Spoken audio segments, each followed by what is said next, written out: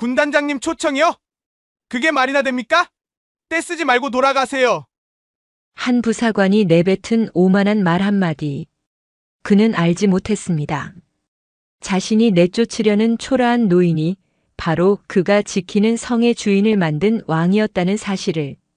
이 사소한 실수가 군 전체를 뒤집어 놓을 거대한 태풍의 눈이 될 줄은 아무도 예상하지 못했습니다. 여러분은 오늘 어디에서 이 이야기를 시청하고 계신지 일상을 댓글로 공유해 주시고 시청 후 구독과 좋아요도 잊지 말아 주세요.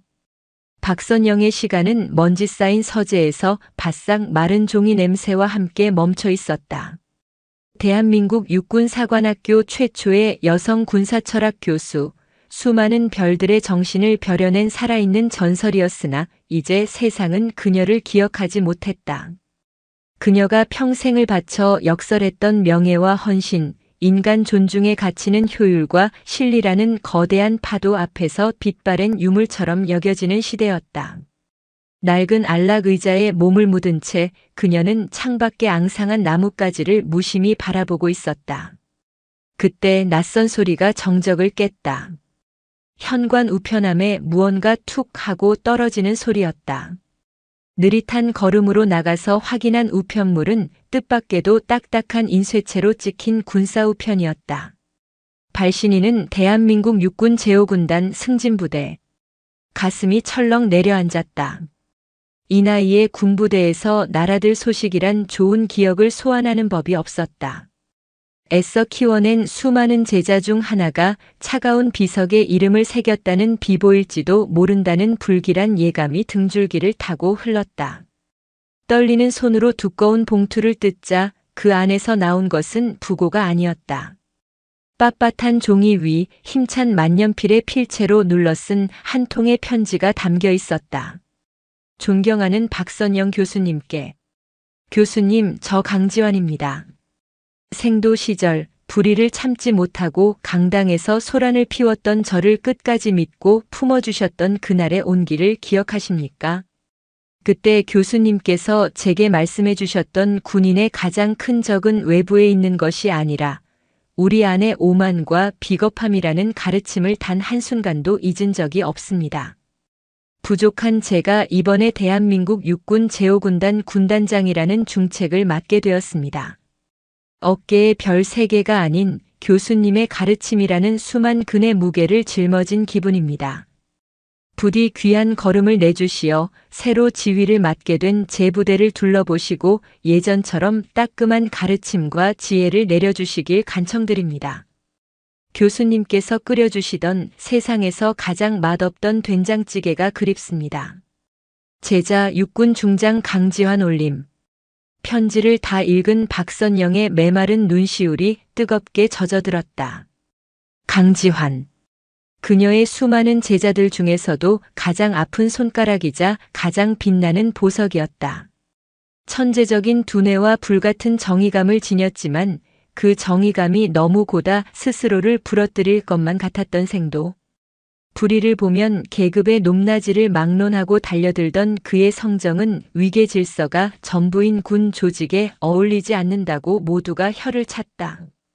저러다 대위 계급장을 달기도 전에 군복을 벗게 될 것이라 수군거렸다. 그러나 박선영은 보았다. 그의 거친 저항 속에 담긴 사람을 향한 뜨거운 애정과 군인으로서의 순수한 이상을. 그런 그가 군단장이 되었다. 온갖 풍파를 이겨내고 마침내 수만 명의 병사를 책임지는 최고 지휘관의 자리에 오른 것이다. 가슴 벅찬 대견함이 파도처럼 밀려왔다. 그녀는 자리에서 일어나 서재 가장 깊숙한 곳에 놓인 낡은 나무 상자를 열었다. 그 안에는 그녀가 평생을 아껴온 만년필 한 자루가 고이 잠들어 있었다. 그녀의 아버지가 쓰시던 유품은 아니었지만 그녀가 교수로 임용되던 날 스스로에게 선물했던 수많은 제자들의 논문을 채점하고 추천서를 써주었던 그녀의 분신과도 같은 물건이었다. 그녀는 내일 당장 그를 만나러 가기로 결심했다. 그리고 이 낡은 펜 대신 새로운 지휘관이 된 제자에게 어울릴 만한 최고의 만년필을 선물해야겠다고 마음먹었다. 그 펜촉으로 써내려갈 수많은 명령들이 부디 단 한 명의 억울한 병사도 만들지 않기를 그녀는 간절히 기도했다. 새벽의 냉기는 뼛속까지 스며들었다. 박선영은 수십 년 만에 꺼내 입은 낡은 정장의 뻣뻣함을 느끼며 집을 나섰다. 어둠이 채 가시지 않은 길 위로 드문드문 가로등 불빛이 번져 있었고 입에서는 하얀 김이 뭉게뭉게 피어올랐다. 그녀의 손에는 백화점에서 가장 좋은 것으로 고른 만년필이 담긴 작은 쇼핑백이 들려 있었다. 그 안에는 그녀가 밤새 고민하며 쓴 작은 카드 한 장도 함께였다. 내가 너 처음 만난 날 글씨체가 참 단정했지. 이제는 그 손으로 명령서를 쓰고 사람의 마음을 적는구나. 서울에서 제5군단 본부가 있는 경기도 포천까지의 여정은 이른을 훌쩍 넘긴 노구에겐 고행이나 다름없었다. 덜컹거리는 시외버스는 허리를 아프게 찔렀고 히터바람은 답답하게 숨을 죄어왔다. 차창 밖으로 익숙한 도시의 풍경이 점차 낯선 시골의 풍경으로 바뀌어갔다. 꼿꼿하게 편 허리가 조금씩 쑤셔왔지만 수십 년 만에 만날 제자를 생각하는 설렘이 고단함을 잊게 했다. 과연 그는 얼마나 변했을까? 별 3개의 무게에 짓눌려 자신이 가르쳤던 순수한 이상을 잊어버린 그저 그런 권력자가 되어버린 것은 아닐까? 불안감이 엄습했다. 하지만 편지에 담긴 진심 어린 문장들을 떠올리며 이내 고개를 저었다. 강지환은 그럴 아이가 아니었다. 몇 번의 환승 끝에 버스는 마침내 승진이라는 부대명과 함께 거대한 위병소가 보이는 정류장에 멈춰섰다. 박선영이 버스에서 내리자 차가운 겨울바람이 매섭게 옷깃을 파고들었다. 눈앞에 펼쳐진 군부대의 풍경은 그녀가 평생 몸담았던 대학의 그것과는 전혀 다른 세상이었다. 하늘을 찌를 듯 솟은 철조망, 위압적으로 도열한 장갑차 그리고 총을 든 채 미동도 없이 서 있는 젊은 병사들의 모습은 압도적인 위압감으로 그녀를 짓누르는 듯했다. 평생을 글로 쌓아온 노학자에게 총과 칼로 세워진 3개의 문턱은 너무나도 높고 차갑게 느껴졌다. 심호흡을 한 번 한 그녀는 온매무새를 가다듬고 위병소를 향해 천천히 그러나 망설임 없이 발걸음을 옮겼다. 한 걸음 한 걸음 정문을 향해 다가갈수록 심장 박동은 더욱 빨라졌다. 그것은 두려움이라기보다는 오랜 기다림 끝에 찾아온 설렘에 가까운 감정이었다. 드디어 위병소 앞에 섰을 때 그녀의 이마에는 어느새 식은땀이 송골송골 맺혀 있었다. 정지. 무슨 일로 오셨습니까? 앳된 얼굴의 일병이 훈련받은 대로 낮고 딱딱한 목소리로 그녀를 막아섰다. 그의 눈빛에는 경계심이 가득했지만 연로한 노인을 대하는 최소한의 인간적인 배려는 남아있는 듯했다. 박선영은 온화한 미소를 지으며 대답했다. 강지환 군단장님의 초청을 받고 왔습니다. 잠시 뵐 수 있을까 해서요. 그녀의 말에 일병의 눈이 순간 동그래졌다. 군단장. 이제 갓 입대한 그에게는 하늘과도 같은 존재의 이름이 눈앞에 평범해 보이는 할머니의 입에서 너무나 쉽게 흘러나왔기 때문이었다. 그는 당황한 기색으로 손에 들고 있던 방문자 명단을 뒤적였다. 하지만 아무리 찾아봐도 그녀의 이름은 없었다. 죄송합니다, 할머니. 명단에 성함이 없으십니다. 혹시 착오가 있으신 게 아닙니까? 아닐세. 제5군단이 맞을 텐데. 군단장 비서실에 한번 확인을 해줄 수 있겠나? 제대로 전달이 안 된 모양이군. 박선영이 차분하게 요청했지만 바로 그때 위병소 안에서 누군가 신경질적인 목소리로 끼어들었다. 뭐야, 또 무슨 일인데 이렇게 소란스러워? 근무 똑바로 안 서. 짜증이 가득한 얼굴로 걸어 나온 것은 위병소 책임자인 조상필 상사였다. 간 40을 넘긴 듯한 그는 달고 다른 군 생활에 찌든 특유의 냉소적인 표정을 짓고 있었다. 그는 박선영의 낡은 정장과 손에 들린 작은 쇼핑백을 위아래로 훑어보더니 콧방귀를 뀌었다. 할머니, 여긴 막 찾아와서 떼쓴다고 되는 데가 아니에요. 노골적인 무시와 조롱이 담긴 말투였다. 박선영의 얼굴이 희미하게 굳었다. 평생을 존경받는 학자로 살아온 그녀에게 이런 식의 하대는 처음 겪는 일이었다. 나는 때를 쓰는 것이 아니라 정당한 방문 절차를 문의하는 것이네. 군단장님의 초청을 받았고. 군단장님 초청이요? 그게 말이나 됩니까? 조상필은 마치 세상에서 가장 웃기는 농담이라도 들은 것처럼 큰 소리로 웃음을 터뜨렸다. 그 소리에 주변의 다른 병사들까지 힐끔거리며 비웃음을 머금었다. 한순간에 그녀는 존경받는 노학자가 아니라 세상 물정 모르는 정신 나간 노파 취급을 받고 있었다. 어디서 군단장님 함자는 주워 들어가지고. 요즘 할머니들 수법이 보통이 아니란 말이야. 일단 군단장 핑계 대고 들어가서 억지 민원 넣고 들어눕고. 내가 그런 사람 한두 번 본 줄 아시오? 명단에 없는데요. 다시 확인해 보시죠. 없으면 그냥 돌아가세요.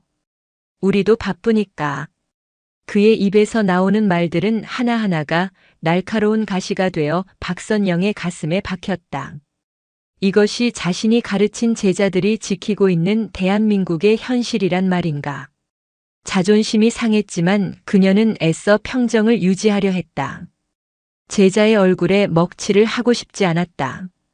그렇다면 이 선물이라도 군단장님께 전해주시게. 박선영이라는 사람이 다녀갔다고. 그녀는 정성껏 포장한 만년필이 담긴 쇼핑백을 조심스럽게 내밀었다. 하지만 조상필의 눈빛은 더욱 차가워졌다. 그는 쇼핑백을 마치 더러운 오물이라도 되는 듯 쳐다보며 비아냥거렸다. 선물? 이게 선물입니까? 누가 봐도 쓰레기지. 군단장님께서 이런 너절한 걸 받으실 것 같습니까? 차가운 철문 앞 한평생 지켜온 늙은 스승의 진심은 그렇게 세상 물정 모르는 고집으로 짓밟히고 있었다. 조상필의 입에서 나온 쓰레기라는 단어는 날카로운 유리 파편이 되어 박선영의 고막을 찢고 들어왔다. 그의 눈빛은 순수한 경멸 그 자체였다. 그는 한 걸음 더 다가서더니 다짜고짜 그녀의 손에 들린 쇼핑백을 거칠게 낚아챘다. 힘없는 노인의 손에서 빠져나간 쇼핑백은 허공에서 위태롭게 흔들렸다. 어디 구경이나 한번 해봅시다. 그 대단한 선물이 뭔지. 조상필은 포장지를 미련 없이 북북 찢어발겼다. 정성스럽게 매듭 지어진 리본이 힘없이 바닥으로 떨어졌다. 이윽고 모습을 드러낸 것은 묵직하고 고급스러운 가죽 케이스였다. 그는 잠시 주춤했지만 이내 다시 비웃음을 되찾았다. 케이스를 탁 소리가 나게 열자 그 안에서 짙은 남색 몸체의 은은한 백금 장식이 빛나는 만년필이 모습을 드러냈다. 전문가가 아니더라도 한눈에 범상치 않은 물건임을 알 수 있었다. 그러나 조상필의 눈에는 그저 비싸 보이는 펜 한 자루일 뿐이었다. 꼴에 펜은 번지르르하네. 이런 걸로 사단장님 마음이라도 사보시려고? 할머니, 사람 잘못 보셨어요. 우리 군단장님은 이런 얄팍한 수에 넘어가는 분이 아니시라고. 그는 만년필을 조심성 없이 집어들었다. 그리고는 마치 장난감처럼 허공에 휘둘러 보더니 더욱 모욕적인 행동을 저질렀다. 그는 펜을 들고 곧장 위병소 안으로 들어가 먼지가 뽀얗게 쌓이고 커피 자국이 얼룩진 낡은 책상 위로 아무렇게나 툭 던져버렸다. 쿵 하는 둔탁한 소리와 함께 만년필은 기름때 낀 책상 위를 굴러 방금 전까지 누군가 먹다 남긴 컵라면 용기 옆에 멈춰 섰다. 제자를 향한 스승의 고귀한 진심이 시큼한 음식물 쓰레기 냄새와 뒤섞여 더럽혀지는 순간이었다. 박선영의 눈앞이 하얗게 변했다. 숨이 턱 막히고 다리가 후들거렸다. 그녀는 아무 말도 하지 못하고 그저 책상 위에 내팽개쳐진 자신의 마음을 망연자실하게 바라볼 뿐이었다. 분노보다 더 깊은 슬픔이, 슬픔보다 더 지독한 무력감이 온몸을 휘감았다. 평생을 지켜온 학자로서의 자존심과 스승으로서의 명예가 저 지저분한 책상 위에서 뒹구는 만년필처럼 산산조각 나버린 것 같았다. 처음 보는 노인에게 너무 과한 처사라고 생각했는지 아까까지만 해도 낄낄거리던 병사들의 얼굴에서도 웃음기가 사라져 있었다. 심지어 조상필 자신도 순간적으로 자신이 너무 심했다는 것을 깨달았는지 당황한 표정으로 헛기침을 하며 괜히 목소리를 높였다. 어허, 꺼보라고요. 별것도 아니잖아요. 그냥 펜 한 자루잖아. 이런 걸로 업무 방해하지 마시고 이제 그만 돌아가시라니까. 그는 애써 태연한 척하며 상황을 수습하려 했지만 목소리는 미세하게 떨리고 있었다. 박선영은 더 이상 이곳에 머물 이유가 없었다. 그녀는 조용히 짐승처럼 상처 입은 걸음으로 몸을 돌렸다. 그녀의 어깨는 먼 길을 온 고단함보다 방금 겪은 짧은 순간의 모멸감으로 훨씬 더 무겁게 축 처져 있었다. 차가운 바람이 박선영의 뺨을 세차게 때렸다. 그녀는 부대 정문을 등지고 정류장을 향해 한 걸음 한 걸음 힘겹게 내디뎠다. 발걸음이 천근만근 무거웠다. 위병소 주변은 여전히 어색한 침묵이 감돌았다. 조상필은 자신의 행동이 만들어낸 이 무거운 분위기에 안절부절 못하며 괜히 헛기침만 반복했다. 다른 병사들은 차마 고개를 들지 못하고 시선을 바닥에 고정한 채 서 있었다. 모두가 방금 전 자신들이 목격하고 동조했던 그 야만적인 광경의 무게를 느끼고 있었다. 바로 그때였다. 저 멀리서 부대 안쪽으로부터 한치의 흐트러짐도 없는 정숙함으로 검은색 세단 한 대가 미끄러지듯 다가오고 있었다. 차량의 앞 보닛에는 군단을 상징하는 기봉에 별 3개가 선명하게 수놓인 군단 장기가 매서운 겨울바람에도 꼬티하게 펄럭이고 있었다. 군단장의 차량이었다. 위병소의 모든 군인들의 몸이 순간적으로 얼어붙었다. 조상필의 얼굴은 새하얗게 질렸다.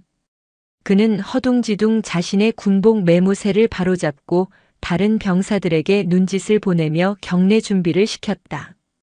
그의 머릿속은 복잡했다. 왜 하필 지금 군단장님께서 나타나시는 것인가? 방금 전에 소란을 보셨으면 어떡하지? 아니, 보셨을 리가 없다. 이미 저 노파는 멀어져 가고 있지 않은가? 검은색 세단은 소리 없이 속도를 줄이며 위병소 앞에 부드럽게 멈춰섰다. 운전병이 재빨리 차에서 내려 뒷좌석 문을 열었다. 차 안에서 갓 부임한 신임 군단장 강지환 중장이 내렸다. 잘 다려진 전투복, 굳게 담은 입술과 강직한 눈빛에서는 수만 명의 생명을 책임지는 지휘관의 위엄이 흘러나왔다. 그의 어깨에 달린 3개의 별이 아침 햇살을 받아 서늘하게 빛났다. 충성! 조상필과 위병들은 부서져라 외치며 거수 경례를 했다. 강지환은 그들의 경례를 받으며 고개를 가볍게 끄덕였다. 그의 날카로운 시선은 위병소 주변의 어색한 분위기와 병사들의 굳은 표정을 놓치지 않았다. 무슨 일 있었나? 그의 목소리는 낮고 차분했지만 그 안에는 모든 것을 꿰뚫어 보는 듯한 날카로움이 있었다. 조상필은 식은땀을 흘리며 다급하게 대답했다. 아무 일 없었습니다. 이상 없습니다. 바로 그 순간 강지환의 시선이 위병소에서 멀어져 가는 한 노인의 뒷모습에 닿았다. 낡고 소박한 정장, 세월의 무게에 구부정한 어깨, 그리고 힘겨워 보이는 걸음걸이. 그냥 스쳐 지나갈 수도 있는 평범한 노인의 뒷모습이었다. 하지만 왠지 모르게 그의 심장이 쿵 하고 내려앉았다. 수십 년의 세월이 흘렀지만 뇌리 깊숙한 곳에 각인된 결코 잊을 수 없는 익숙한 실루엣이었다. 설마. 아니겠지.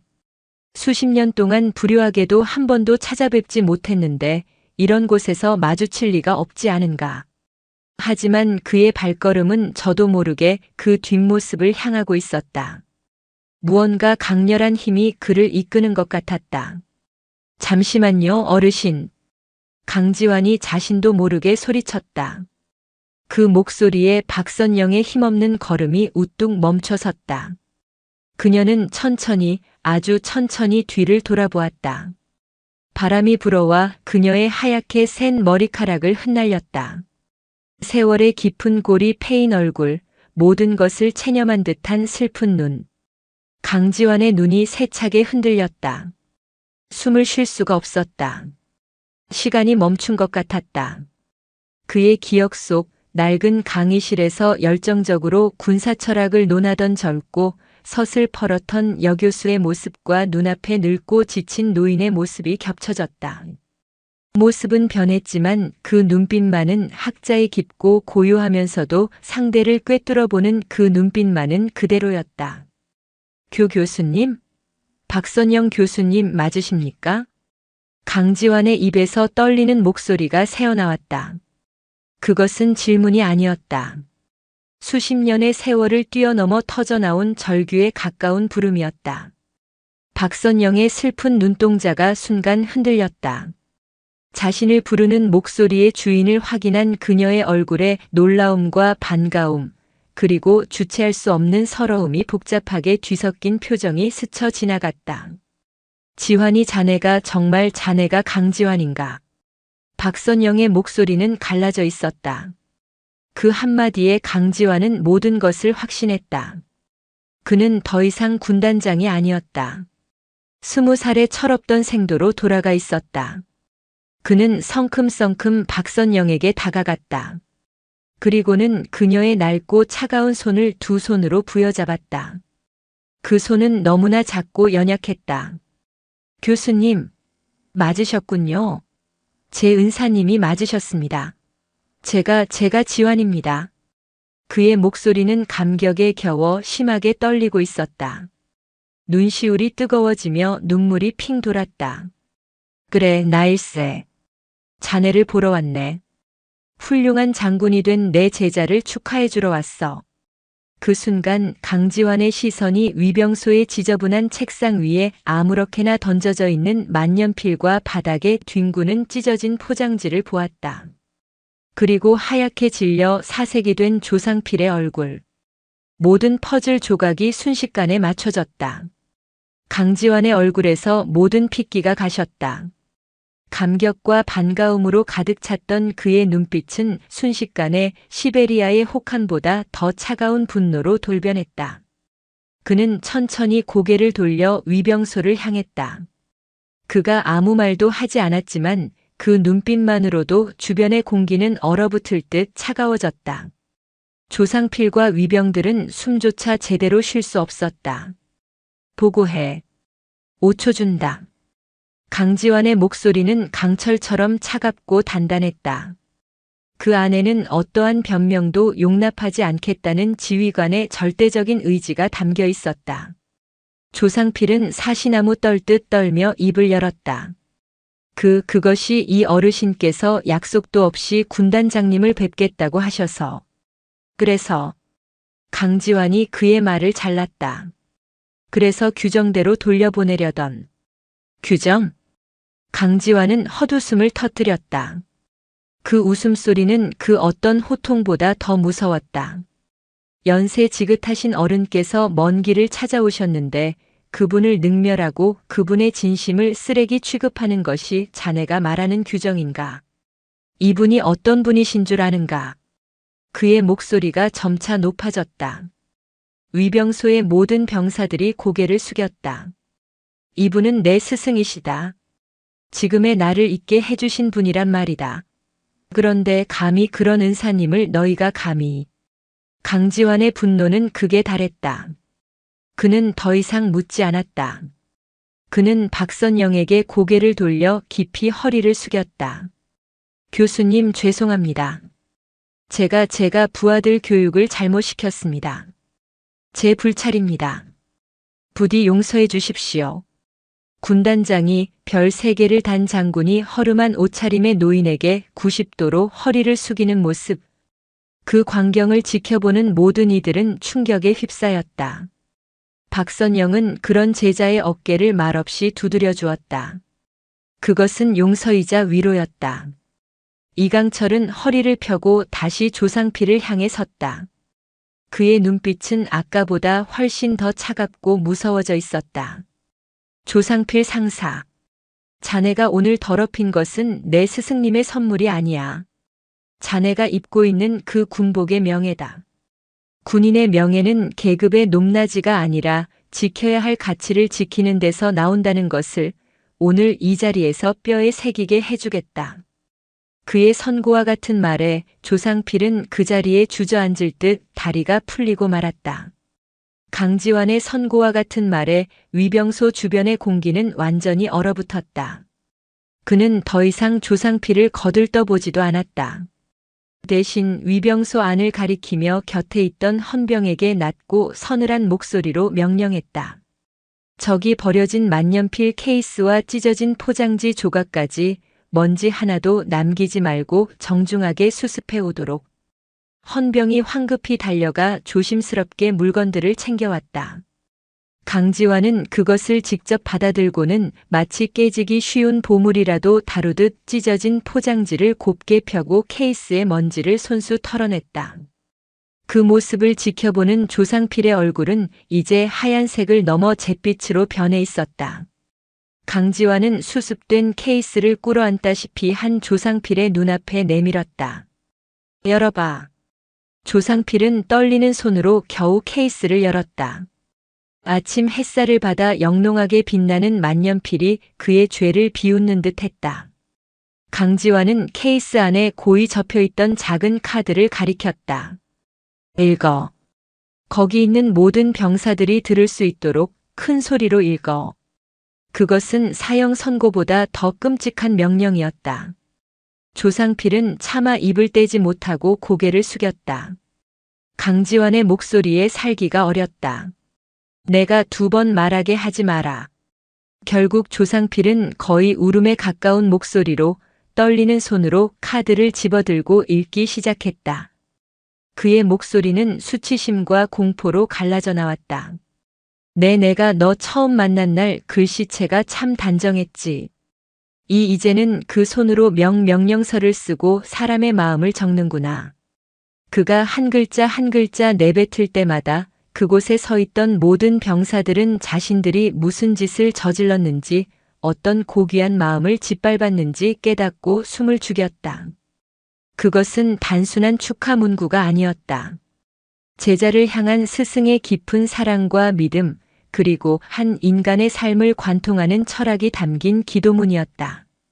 조상필은 마지막 글자를 읽고는 끝내 고개를 떨구며 오열하기 시작했다.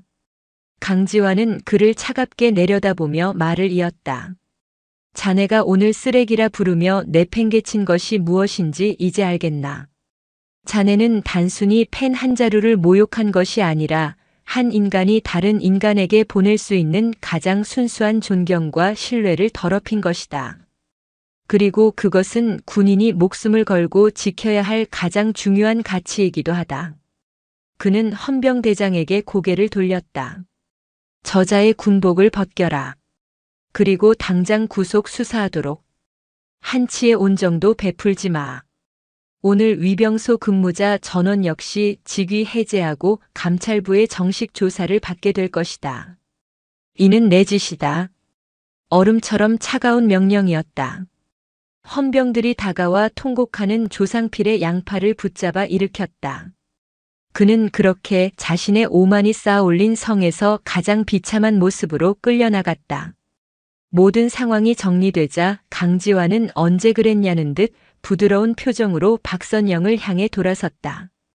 그는 자신의 군단 장용 세단 문을 직접 열고 허리를 깊이 숙여 스승을 에스코트했다. 교수님, 이런 누추한 곳에 세워둘 분이 아니신데. 제가 큰 죄를 지었습니다. 어서 안으로 들어가시지요.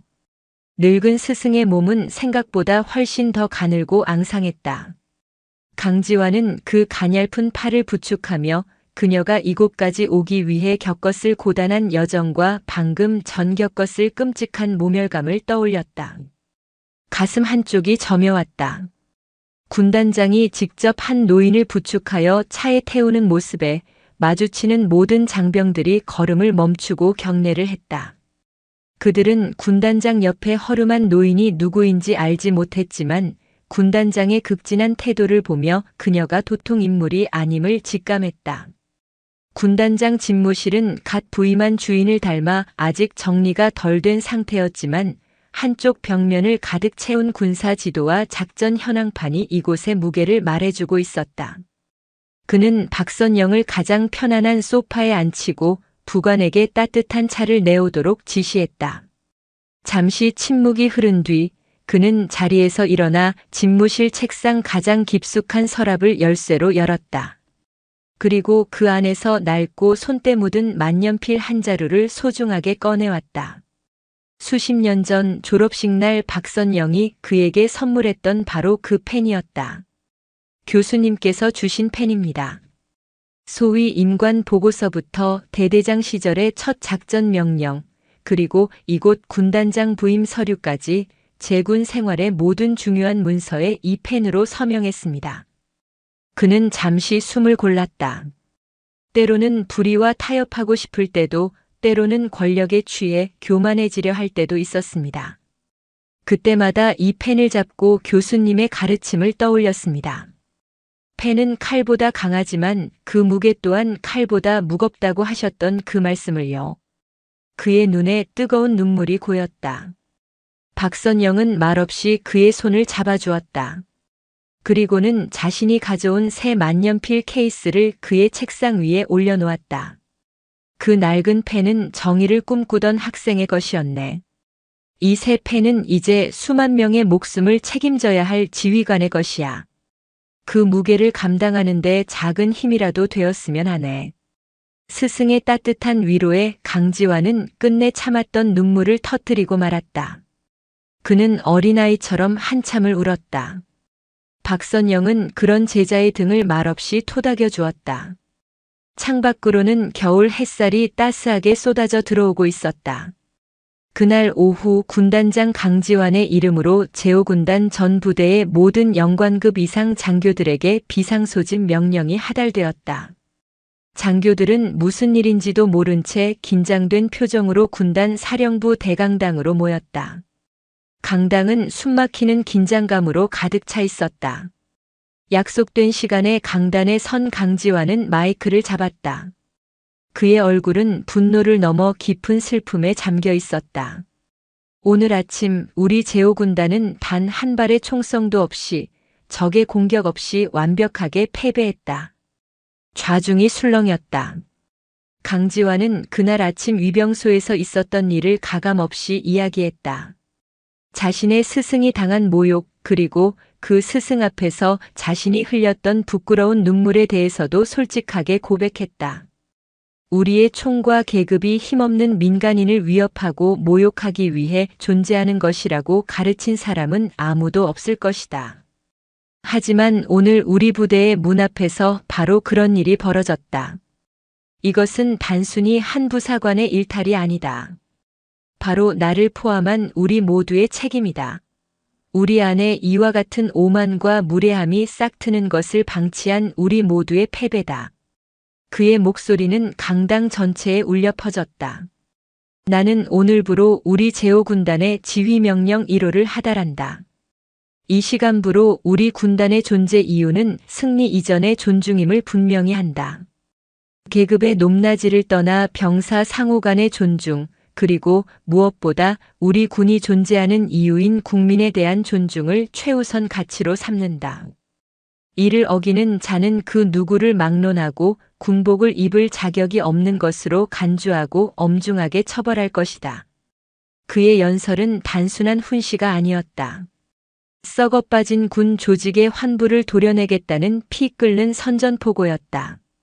그는 위병소 만년필 사건을 계기로 군단 전체에 대한 대대적인 감찰과 인성교육 프로그램 전면 개편을 지시했다.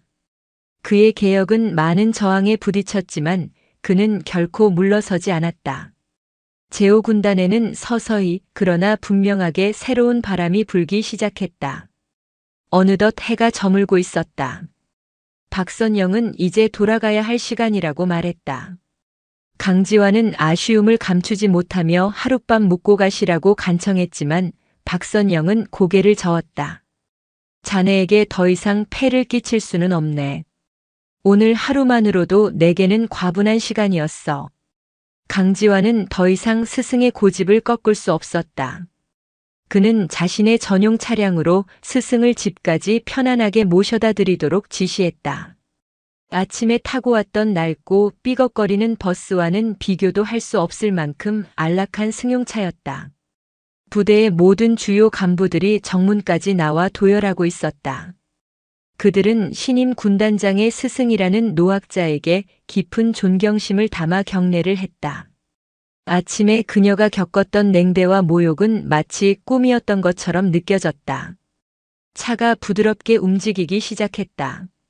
강지환과 부대 간부들은 차가 시야에서 완전히 사라질 때까지 부동자세로 서서 거수 경례를 했다.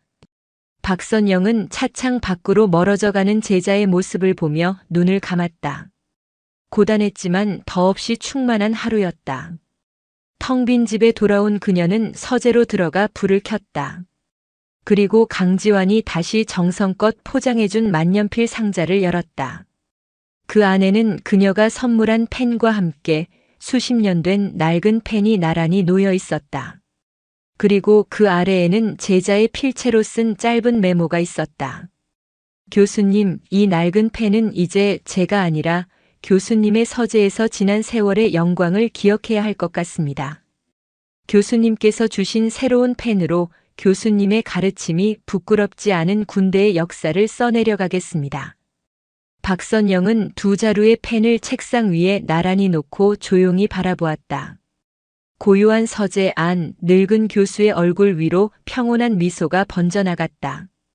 그날 이후 제5군단에서는 만년필 사건이라 불리는 하나의 전설이 생겨났다. 그리고 그 전설은 군인이 진정으로 지켜야 할 것이 무엇인지를 알려주는 그 어떤 교리보다 더 엄중한 가르침으로 병사들의 가슴속에 영원히 살아남게 되었다.